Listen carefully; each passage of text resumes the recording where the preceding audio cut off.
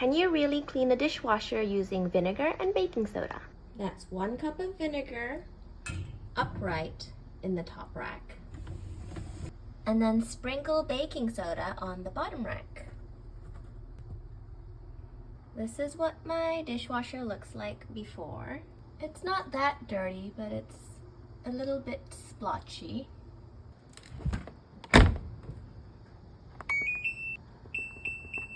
And now we wait. It's done. Let's see the results. The sides are shinier.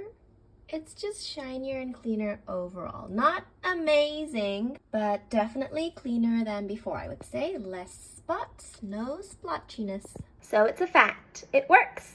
Vinegar and baking soda to clean your dishwasher.